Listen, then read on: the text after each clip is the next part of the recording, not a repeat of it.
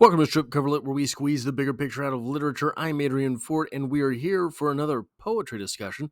A poetry discussion which will take place in two different playlists here on the channel. Number one being the poetry discussion playlist, of course, now approaching 400 videos strong, but number two being the Emily Dickinson playlist here on the channel, a playlist for the greatest poet of all time. Now, the poem in question today is a poem that I think would be very easy to overlook if you were simply going through Emily Dickinson's poems. I think that it deserves more credence, perhaps, than that. Why? Well, one of the things that I have said about Emily Dickinson over and over and over and over again is that she has some of the strongest starts ever. The greatest opening lines, the greatest two lines, the poems that she's written that aren't the best even have strong openings oftentimes.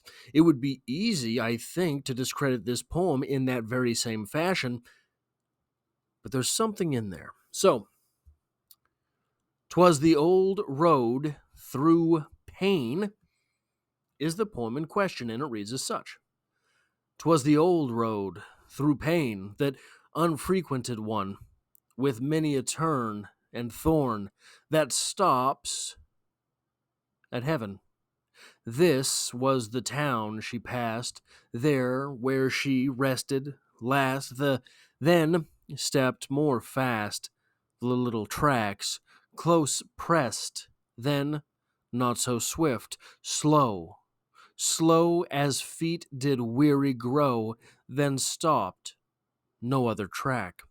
Wait, look, her little book, the leaf at love turned back.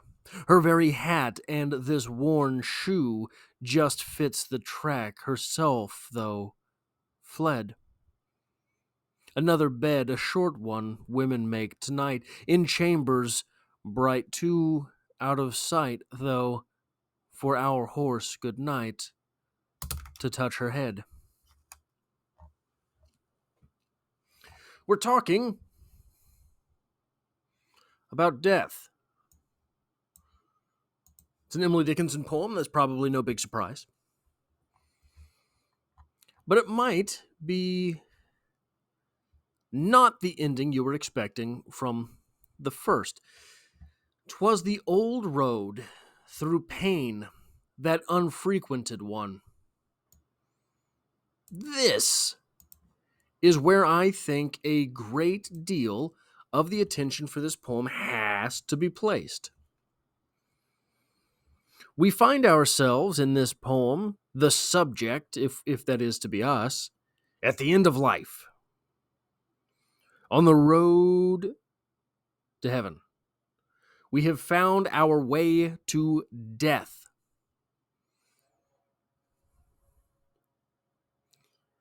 Through the old road. Why is that weird? Why would that be weird? Why would that be, these opening two lines, the place where a discussion for this poem should start? So if we look at the poem itself, we have this here. This mention of pain.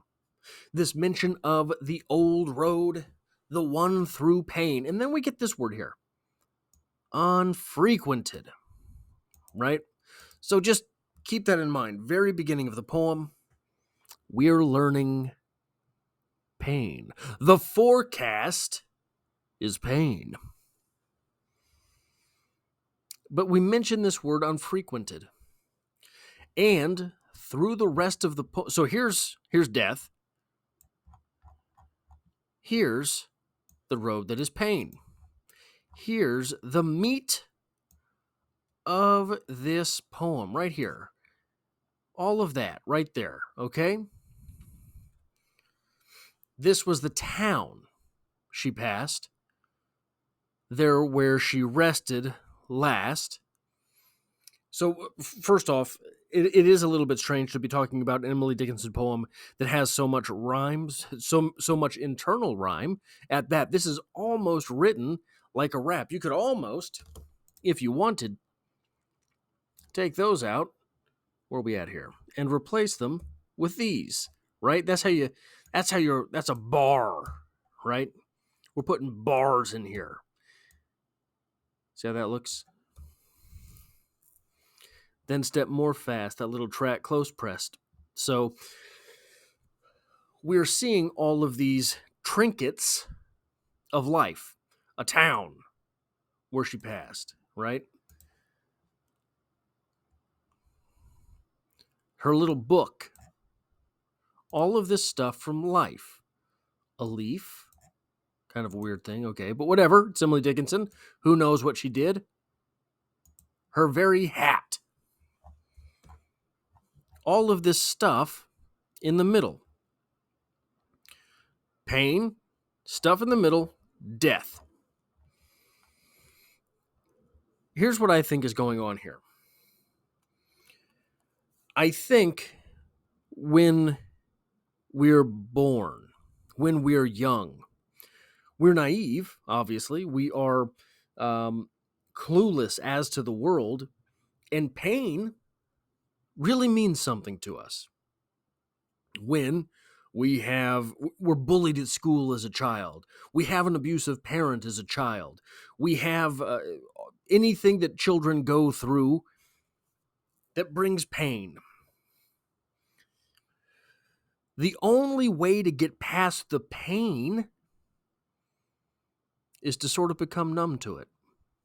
In that way, if you have been beaten down your whole life to believe that you are a loser, been beaten down your whole life to believe that you will never succeed, been beaten down your whole life to believe that you were an idiot, that you were a moron, you've been beaten down, abused in that way, the only way to get past it, it seems many times, is to just accept it. Oh, I guess I am a loser. Oh, I must be dumb. I will fail in this way my entire life. It's learned helplessness. But in that acceptance, I mean, no one wants to be a loser. No one wants to be a moron. No one wants to be stupid.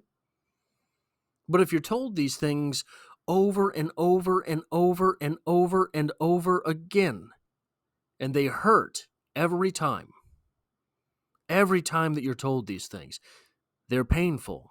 The only way to get past it is to stop feeling the pain. If you just accept that you're stupid, well, you won't have to feel that anymore, will you?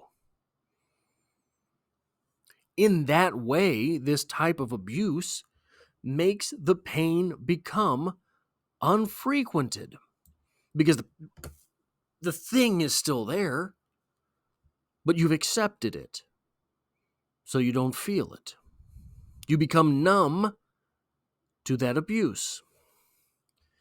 Then you live your life. You got your home, you got your thing you do, your book, that's what you do.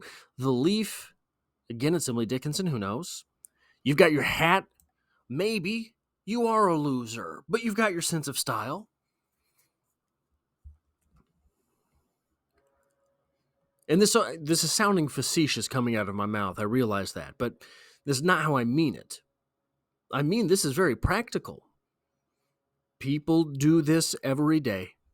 You will pass 1,000 people during the course of this week who have accepted some form of belittlement in their life, and you'll never know it. You will recognize the after effects. Someone who is turned down and sullen. Someone who just makes fun of themselves all the time. Oh, well, gosh, I did it again, right? These types of things. And then, that old road, the one through pain, the one you knew when you were very first exposed to this world like a babe in the woods. You knew pain, you had pain, you experienced pain before you came numb to it. But there is always a final pain. This is something that if there's you've heard the term midlife crisis, right? And a lot of times what that probably is a person turns a certain age in their life, whatever that age is that they've defined as over the hill, right? Your life is over now. You've done it all. You've done the thing. There's nothing left. And you remember in those moments what it was that you had wanted to do. When I was 18, all I wanted was to be the cool hot guy. The cool hot guy always has the great car. So I'm going to flip out in my midlife crisis and buy the cool car. Whatever the thing is, that's just the stereotypical thing.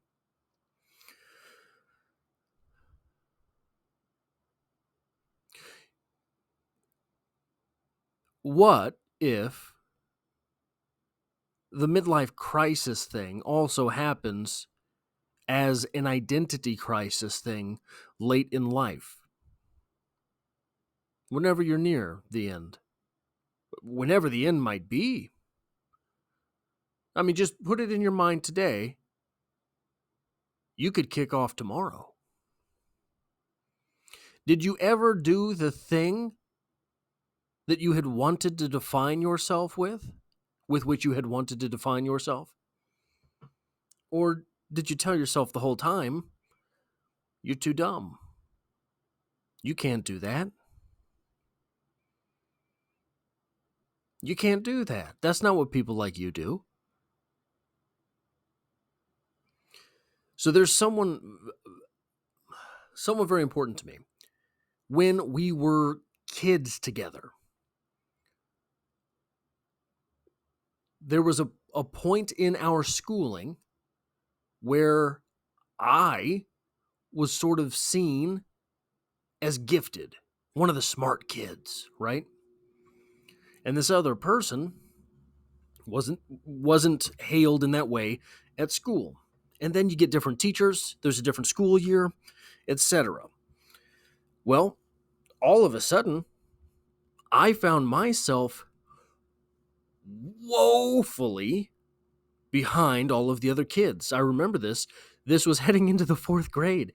This day was terrifying to me. I remember this very clearly.